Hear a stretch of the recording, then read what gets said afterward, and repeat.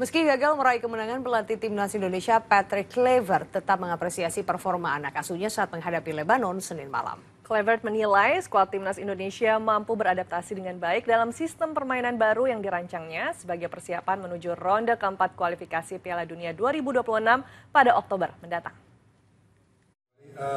Well, first of all, I think global, the whole match scene is that we dominated the game from left to right, front to back.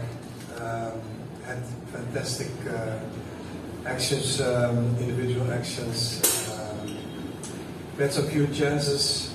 Unfortunately, we couldn't score. But I'm very proud of the team because I implemented now the new system and they adopted like really, really good. I think that everybody's feeling also very satisfied with this situation.